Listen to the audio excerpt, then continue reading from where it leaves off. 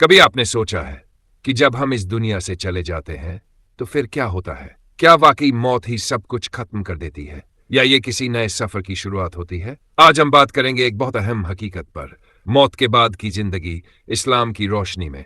बहुत ही आसान, सच्चे और सही तरीके से जानेंगे मौत के वक्त क्या होता है, कब्र में कैसा होता है और आखिरत में इंसान का क्या अंजाम होता है। जब इंसान की मौत का वक्त आता है तो दो तरह के मंजर होते हैं, एक मोमिन के लिए और एक गुनहगार या इनकार करने वाले के लिए। मोमिन के लिए मौत बहुत नरमी से आती है।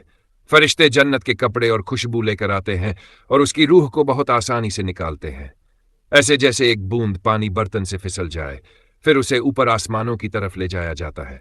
लेकिन जो अल्लाह से दूर रहा, जिसने जिंदगी गुजार दी गुनाहों में, उसकी रूह को फरिश्ते जबरदस्ती निकालते हैं, बहुत तकलीफ, बहुत डर, बहुत जिल्लत के साथ। कुरान में अल्लाह फरमाता है, हर जान को मौत का मजा चखना है। मौत के बाद इंसान की असल जिंदगी शुरू होती है, जिसे कहा जाता है बर्ज़ख, यानी दो दुनियाओं के बीच की एक दुनिया। इंसान को कब्र में रखा जाता है और वहीं से उसका अगला सफर शुरू हो जाता है। दो फरिश्ते आते हैं, मुनकर और नकीर। वो सवाल करते हैं, तेरा रब कौन है, तेरा दीन क्या है, और इस शख्स हजरत मोहम्मद सल्लल्लाहु अलैहि वसल्लम के बारे में क्या कहता है।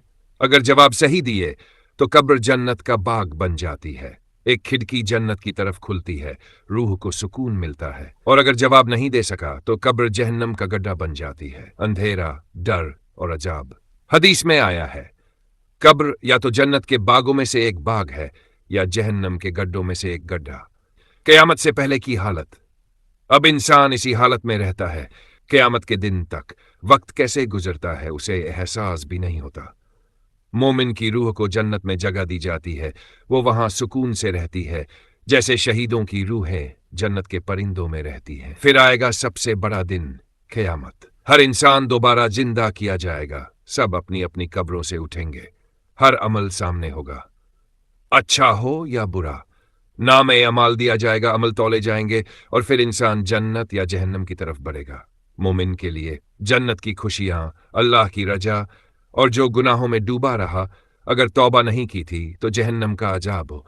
अल्लाह की रहमत बहुत वसी है, अगर तौबा कर ली तो माफ भी कर सकता है। अब हमें क्या करना चाहिए? अब सवाल यह है कि हम कौन सा रास्ता चुनते हैं। रसूलुल्लाह सल्लल्लाहु अलैहि वसल्लम ने फरमाया, अक्लमंद वो है जो अपने नफ्स का मुहासबा करे और मौत के बाद के लिए तैयारी करे। तो आज से ही शुरुआत करे, पांचों नमाज की पाबंदी, गुनाहों से तौबा, नेक अमल और अल्लाह की याद। अगर आपको ये बातें फायदेमंद लगी हो तो इस वीडियो को शेयर जरूर कीजिए ताकि और लोगों तक भी ये हक पहुंच सके। कमेंट में लिखें, अल्लाह हमें नेक मौत अता फरमाए और कब्र का अजाब बचाए। और चैनल को सब्सक्राइब करना ना भूले, क्योंकि ये इल्म, ये याद और ये तैयारी हम सब के लिए जरूरी है।